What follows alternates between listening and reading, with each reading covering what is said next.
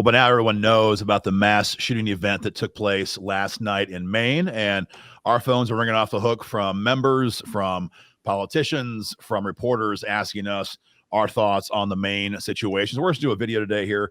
We have Chris, Alex, and myself talking about what happened last night. There's a lot of unknowns about what happened last night. There's a lot of things that are coming into focus about the event. We're going to break down some of the initial factoids, and then from there kind of go over, I guess, the ramifications and what comes next, because make no mistake, the politicians in D.C. and your state capital have already forgotten about what happened in Maine. They're now moving ahead 100 miles an hour towards their agenda of disarming the American people completely, once and for all.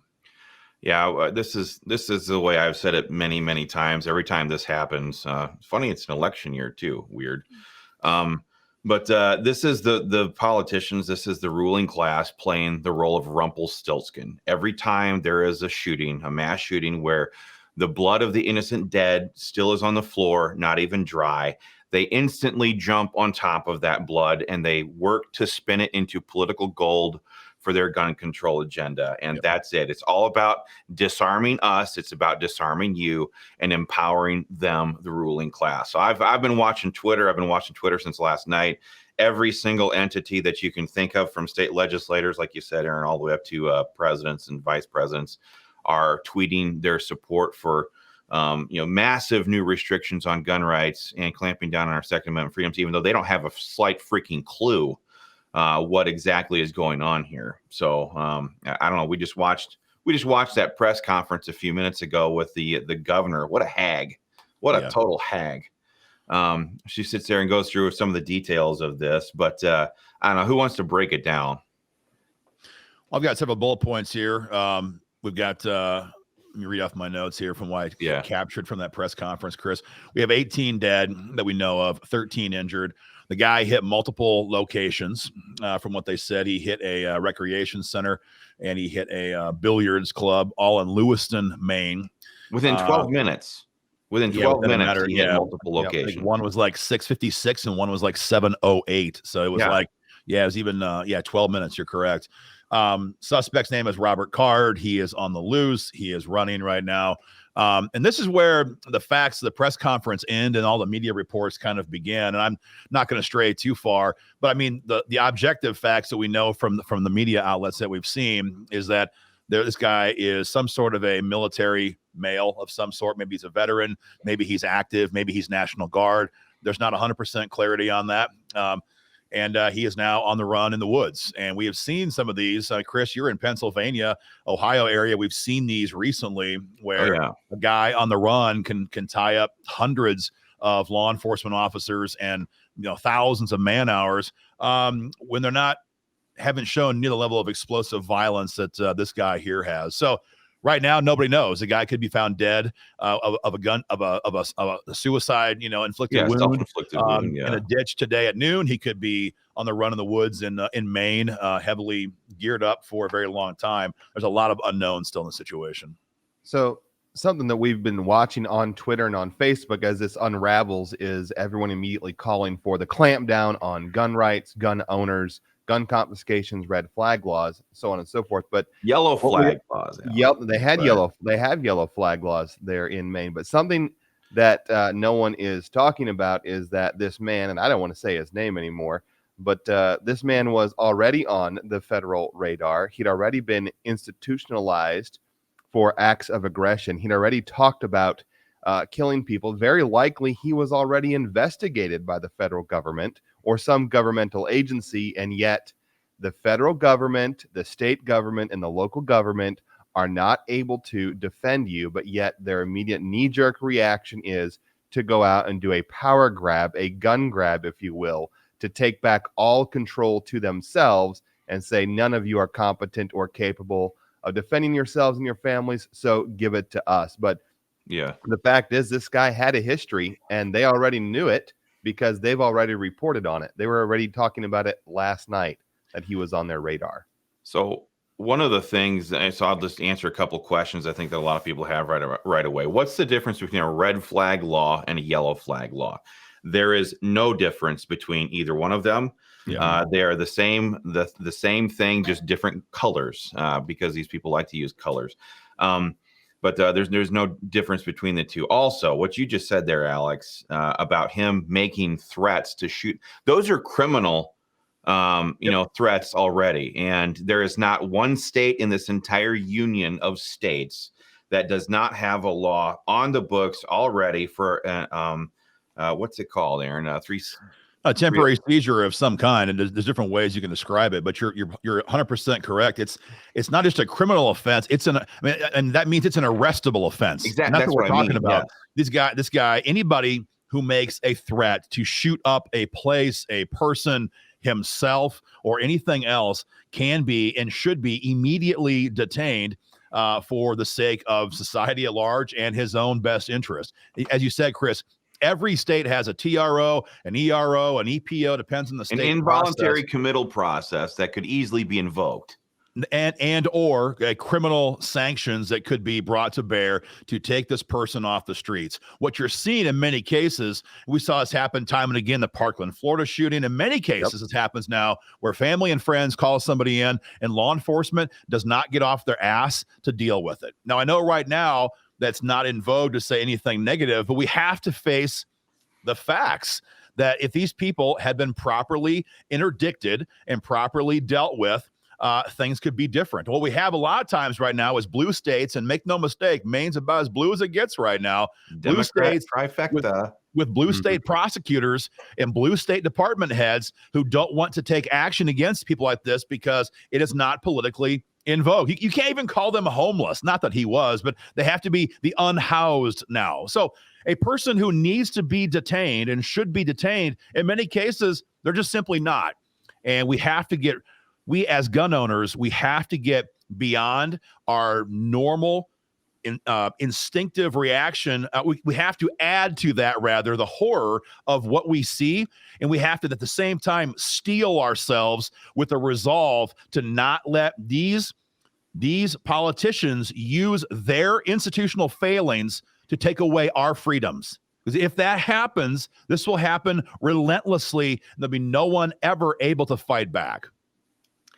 Yeah. And how many is this now? How many mass shootings, or whatever they call them now, how many of these events do we have to have where the FBI usually had interviewed the person, or law enforcement had previous knowledge, or had talked with the people, or complaints had been filed about them already? This happens time and time again. Parkland, Florida, the Dayton killer. All these people have had previous interactions with law enforcement, credible threats that they had made, and nothing was done about it. Of course, now they just sit up there and we just got done watching the press conference by the governor. What was her name? Mills. Anyway, that hag stood up there and just sat there and just glowed and went on and on and on about how wonderful the law enforcement community has been in response to this.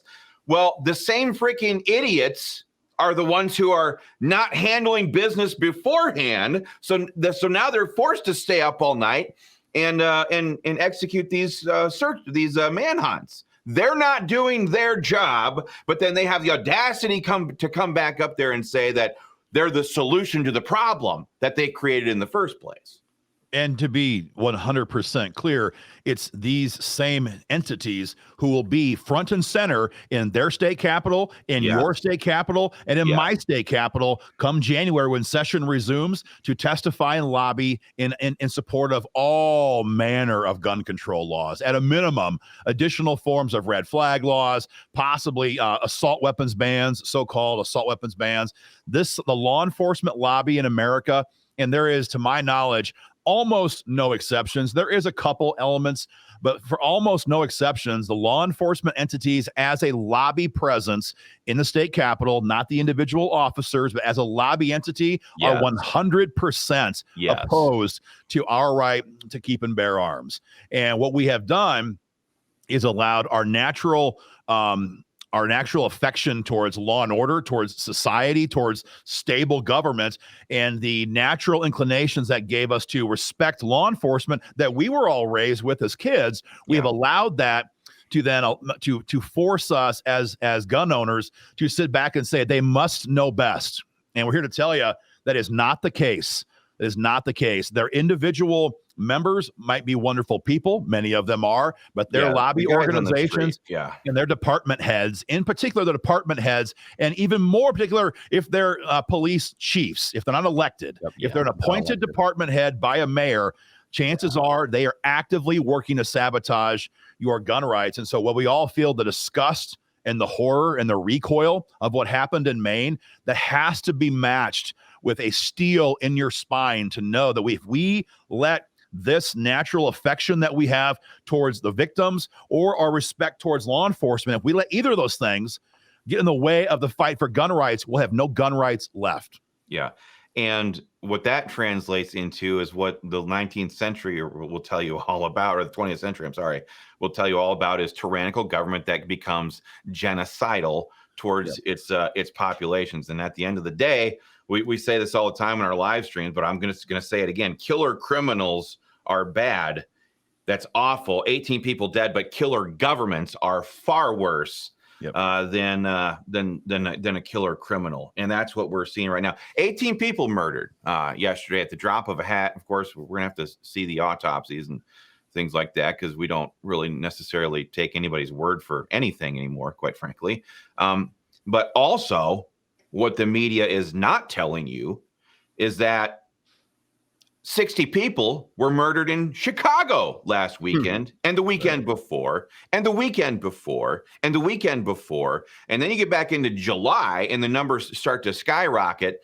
But where is any of that conversation? Where is anybody talking about any of that? Because don't forget, Chicago, Illinois, has every piece of gun control that they will shout from the rooftops is the solution to this problem. That idiot David Hogg. It's the effing guns. He keeps tweeting over and over and over. Everybody's tweeting, it's the guns. It's the guns. If that's the case, and if gun control is the solution, then what is going on in Chicago? Huh? Right. It doesn't fit the narrative, and so they don't talk about it. That's why they get up there and they gush about how wonderful the law enforcement response has been to this tragedy. We're better than this. We will hug each other and we'll get through this, and we're total failures. Our entire system, that I'm talking from the Democrats' perspective now, the entire system that they have constructed is a total failure, and we're seeing it happen live in front of us. So, Chris, you brought up when I bring up the whole point of this is there's 18 people died yesterday in this shooting from this madman. But you talked about 60 people died in Chicago just last weekend under gun control. But yet we do not see any press headlines ripping across the entire country, every newspaper, every website, is the fact that is only 1/16 of the daily deaths from fentanyl overdoses. What was the number from the CDC that you were just reading earlier? Per year, it's over 100,000. 106,000 people die every year in America from drug overdoses. I've got a screenshot. I'm hesitant to even share because it comes from the CDC. We all know what their value is, but here's a screenshot. There we go. Yeah, there it is, Alex. That's something you were talking about. 107,000 basically Americans died. This is as of 2021. It's only gone up from there from drug overdoses, and it's all drugs. But we all know what the biggest killer right now is in the drug world. It's opioids and fentanyl in particular, and we all know how that gets in here. How's it get in here? Through our open, they're not growing them border, which is as wide open. As I was going to make a joke about our vice president, I'm not going to do that. It is wide open, and we also all know that China is the manufacturer of these drugs, and so we have hostile governments who are flooding our country, flooding America with fentanyl. 106 dead. What's the math, Alex? You said 200 and how many dead per day? 288 per day. So that's every 3 days, almost 1,000 people, 1,000 Americans are dying from drugs coming in over the open borders. But yet you don't have David Hogg sitting there tweeting out, "It's the open borders. It's the open borders." The whole point here is that they don't give two flying, about the innocent dead. They don't care about innocent people. Heck, if they did that, they'd end abortion in America, right? Yeah. But they don't care about that. That's what we said at the beginning. This is a political pawn to be moved on the chessboard and their ultimate goal is to take away our guns, because they cannot implement full-blown tyrannical authoritarianism as long as people like you and me are armed to the teeth with guns. And believe me, we are to the teeth. You have to be. You have to be. Absolutely. And I've got critical. guns for all of my neighbors, for their kids, for their grandkids, for my kids, their kids, grandkids, you name it, because we have to. We've all seen Braveheart, right? Remember the scene where the king's going to go full-blown tyrant. What do? They go back to their thatched huts, and they reach up into the grass and they pull out the swords that were long ago outlawed, and they say, you know what? It's time. We're going to take back our freedom. And so that's what we modern day Bravehearts have to do. We have to do it. We have to make sure that we've got the guns so that when these people decide to do that, we have the ability to resist their tyranny. And that's what it is at the end of the day. Dead air. Better be, and everyone has to have serious conversations. It's kind of funny, Chris. I called you about this last week, 10 days ago. Just how fast the world is devolving now, absolutely out of control. The fact that I guess it was Atlanta airport just last week, some random crazy woman is like stabbing people in the TSA check-in line. I've been to the airport a cajillion times. Actually, all three of us have. The world is devolving, and what we thought was like the normal tolerance for like crazy behavior, it was always like such a rare deal. It's just not rare anymore. People are crazy. The government won't restrain or detain them. They want them on our streets to create the chaos, because they're then selling the cure, which is what? Gun control. We all know that. Well, they did it. They did it in the Bolshevik Revolution. They turned the criminals out. They turned them loose into society. Right. So we need to be thinking about this. I'm speaking to myself here in a different way than we have been in previous decades, because the assumption of a normal, peaceful society is quickly coming to an end, and that affects everything about the way you go to church, the way you go out with your family, the way you go out to eat. And everything has to be reconsidered. This happened in a billiards club, a pool hall last night, and at some kind of a recreation. A lot of time in billiards clubs, man. Yeah. And this is the world we live in, and it's not going to get any better voluntarily, because the government enjoys the ramifications of these things, because they use that chaos, as we've been saying, until we're blue in the face, to pass gun control. And we have got to get real, both from a personal security standpoint and from a political standpoint. These events will not stop, and they're only going to be used to disarm all of us. And I think a lot of people are sitting here thinking to themselves, well, I'm in a red state, so they ain't doing that crap here. And I'm just telling you, that is not the case. That is not a safe assumption to make. Chris, you fought for years, are still fighting off and on, to kill off red flag gun seizures in red Ohio. We've had lawmakers in Missouri. I spent all summer in Tennessee. We were in Tennessee. Yeah, I forgot. So many states. Yep. We have lawmakers in Missouri talking about red flag laws. We have lawmakers in Wyoming, for heaven's sakes, had recently talked about a version of red flag laws. So we have Republicans all across this country, especially the state level, who would stab us in the back in a moment. And we have got to be real with that. They have got to be hearing from us. They've got to be hearing from you individually. You see them at church, you see them at a forum, you see them at an event, you see them at the Baumgar's hardware store. Better talk to them and say, you know what? There's no quarter here. There's no inch that I will accept you giving away for my freedoms. I will not be willing to live in a society where bad guys can have weapons like that guy had last night, and I have nothing but prayer to fight back with. I'm going to be armed. I'm going to defend my family. And if you don't fight to defend those freedoms in the state capitol or in Congress, I'll find somebody else who will. Preach it. It turns out that when you take God out of the schools, when you implement a welfare state that totally destroys the role of fathers in families, especially in minority populations, when you destroy the family unit, then when the Marxists take control of all of the institutions within a culture, it turns out that chaos and moral degeneracy skyrocket. That's exactly what we're seeing here. It's not. It was intended that way. Exactly. This isn't a failure of our public schools. This is exactly what they've intended. Purpose. This is the results that they've been looking for, to undermine and destroy the Western Christian culture that America was built upon. And Paul Harvey said it, decades ago. If America ever falls, it will be because not some other idiot country came in and invaded us. It's because we killed ourselves, morally bankrupted ourselves. That's what's happening right here, right now. And so we wanted to come on here and talk to you guys all again to remind you, you share no guilt. You are not complicit.